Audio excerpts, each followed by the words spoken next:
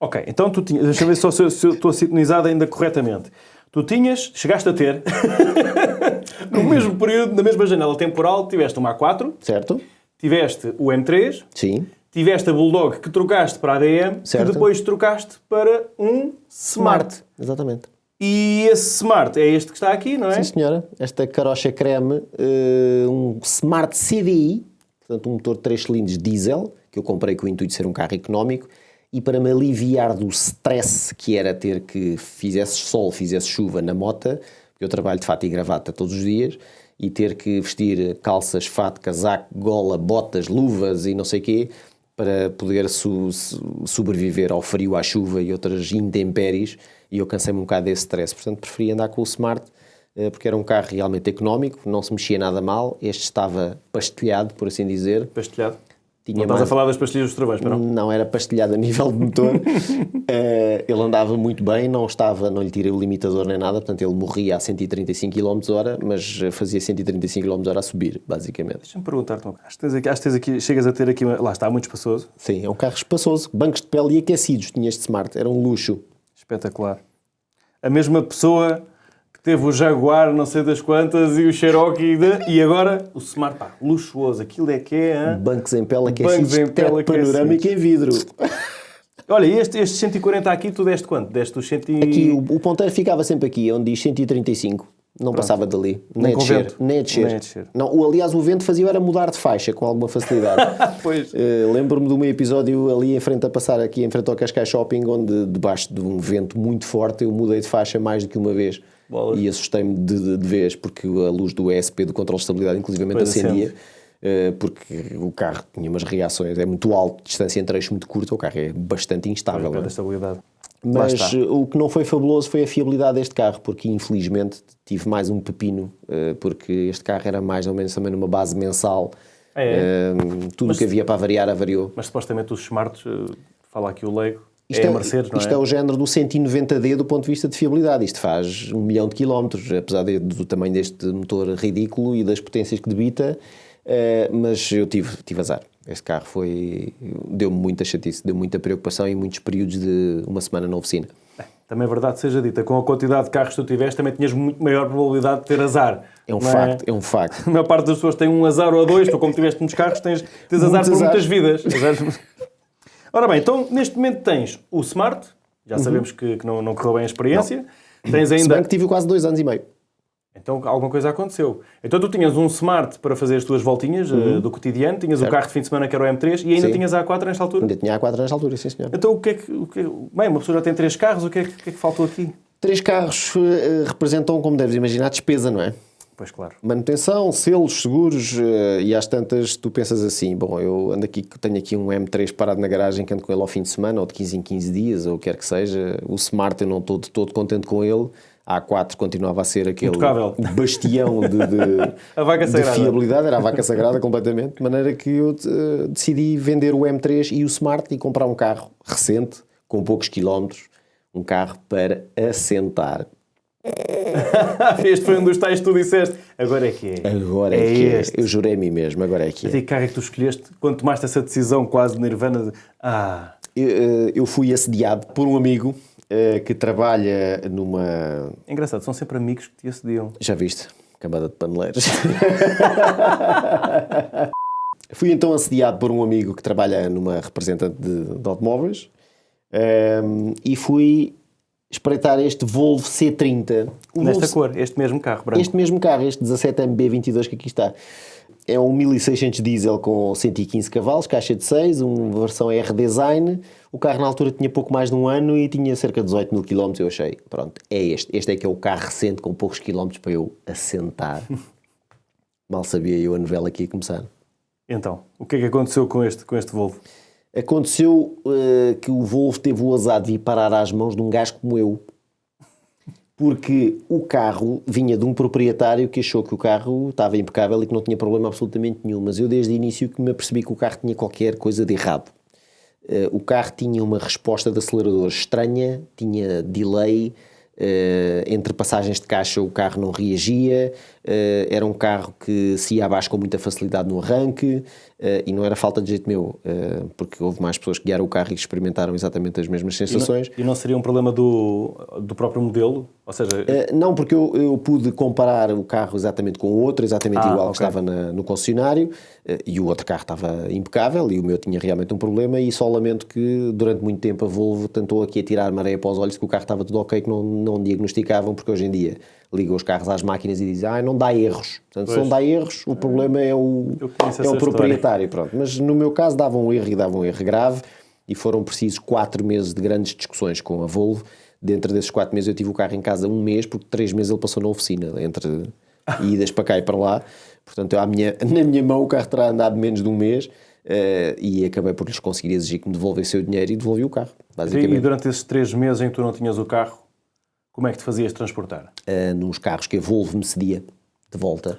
Então tiveste mais carros. Portanto, se calhar não tiveste 25, se calhar tiveste... um S40, tive uma V50, uma Skoda Octavia, tive outro C30, portanto andámos assim. Portanto, tiveste várias experiências a acrescentar à tua... Sim. Portanto, este carro que era aquele que te permitiria assentar... Foi um flop. Foi um flop. Foi um dos maiores flops de sempre, sim. Então depois, com o dinheiro que eles te devolveram do Volvo, foste buscar outro carro. Fui buscar outro carro. Até porque a lista são 25 carros e nós ainda estamos no 22º. No 22º. Qual é que foi o teu 23º carro? O meu 23º carro foi um Audi A3 3.2 V6 4 DSG. Não sei se tinha um grande rabo, mas pelo menos um grande nome tinha. Não, ele grande rabo realmente não tinha. Mas foi um carro, ou melhor, é um modelo muito exclusivo, apesar do Audi A3 ser o carro mais comum do mundo. Era um motor que o equipava, a tração e a caixa que ele tinha, que o tornava diferente dos outros todos. Este carro era pertença de um amigo meu desde o primeiro dia, desde o quilómetro zero. Era um carro que estava imaculado do ponto de vista de condição. E eu comprei o carro, enfim, por um valor que se paga por estes carros com alta cilindrada a gasolina, e entrei numa experiência inédita para mim, que foi fazer uma adaptação de um carro para GPL. Portanto, tu pegaste num carro que tinha muita potência e passaste-o para GPL? Passei para GPL, justamente porque este carro, pelas suas características, é um carro pesado, é um carro com caixa automática, a tração integral é bastante gastador, ia ser o meu carro do dia-a-dia. E, enfim, os tempos modernos não estavam para consumos de 13, 14 litros aos 100, com coisa algum pouca, jeitinho. Comparada com o Jaguar, não é? Comparada com o Jaguar, sim. Mas fiz a minha primeira experiência GPL num instalador de confiança, e foi uma experiência que correu muitíssimo bem, muito melhor do que eu estava à espera, inclusivamente. Acho que foi uma utilização, a convivência com o GPL e os abastecimentos e os sítios. Hoje em dia há carradas de postos de GPL, portanto só muito dificilmente é que não se consegue abastecer o carro por aí.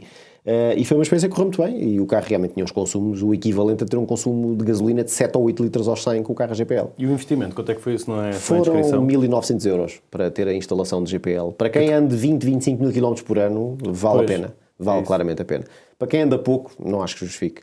Agora, uma instalação bem feita como aquela em que o carro fica absolutamente normal, não há qualquer diferença entre o carro do gasolina ou GPL, e eu fiz alguns vídeos em que fiz a comparação com a gasolina e com o GPL em banco de potência, e as diferenças são absolutamente desprezíveis, e para o dia-a-dia é muitíssimo bom. Foi um carro fabuloso.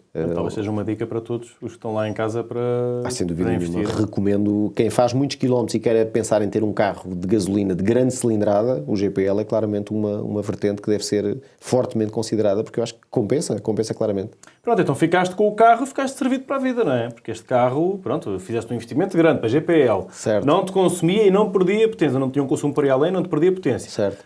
Então, nesta altura ainda tinhas a A4? Nesta altura estava quase a vender a A4, porque Então. a A4 já acumulava muitos anos em casa, muitos quilómetros, e achámos que fazia mais sentido ter um carro mais recente, com menos quilómetros. Mas ainda assim familiar, porque perdendo a A4... Tinha que ser familiar. O fica-te a A3 não faltar dava um carro familiar, portanto Então foste buscar precisávamos um de outro carro familiar. Sim, senhor. E é o teu 24º? O meu 24º carro. Então, o 24º, que carro é? Foi uma carrinha Peugeot 308 Station Wagon com Desculpa. motor... O quê? Foi uma carrinha Peugeot. Peugeot, está bem. Era só podia não ter ouvido bem. Eu percebo que foi o Revisited do Dedra para o ponto. Foi mais ou menos assim. Mas a necessidade era um carro, sobretudo, mais espaçoso do que a A4, porque a A4, apesar de todas as virtudes que tinha, não era um prodígio de espaço. Era um carro com uma manutenção relativamente cara. E a Peugeot 308 que comprámos tinha tipo 4 anos, tinha 60 mil quilómetros, era muito mais espaçosa, apesar de haver uma diferença de qualidade significativa. Imagino. Mas para o dia-a-dia era aquilo que nós precisávamos para transportar objetos do tamanho de pranchas de surf e outras coisas do género e levar até mais do que 5 pessoas. E tornou-se a nova vaca sagrada esta?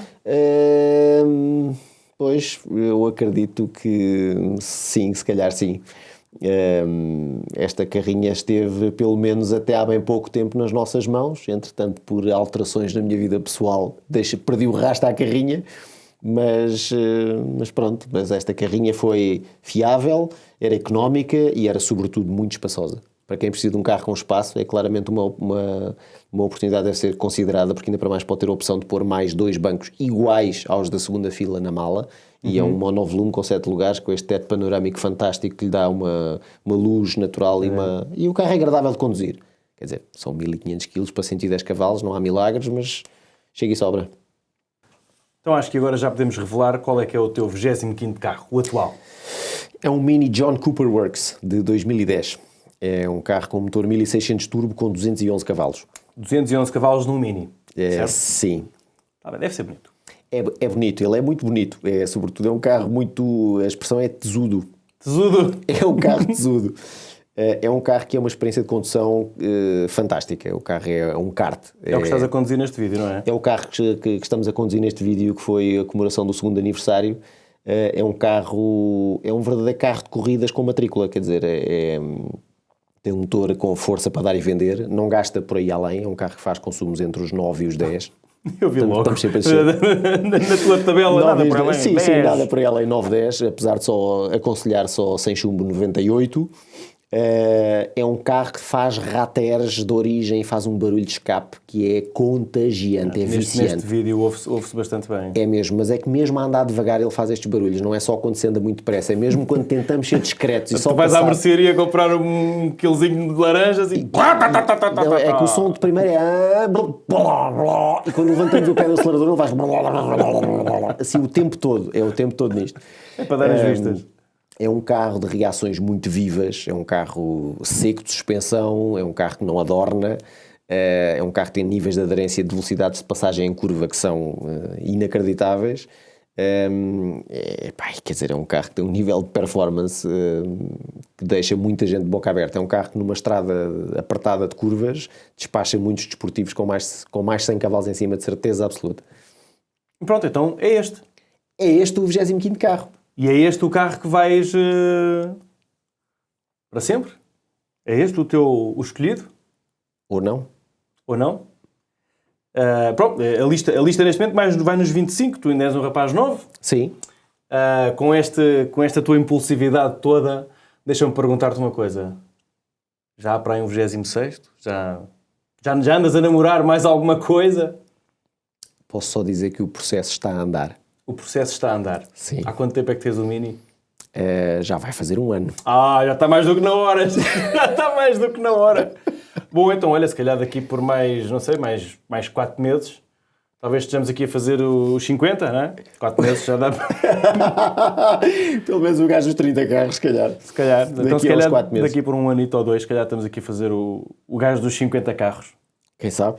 Quem sabe, não é? Olha, se tudo correr bem, nós continuamos a ter as tuas análises, não é? De diversos modelos, e podes continuar a aconselhar as pessoas a que carros comprar. Vou tentar fazer alguma psicoterapia, porque eu acho que isto começa a ser um problema. É um problema grave. Eu estou-te a ver com 80 anos, e dizem, o que mesmo é aquele? Um Porsche Panamera na altura. O gajo dos 255 carros. O gajo dos 250 carros.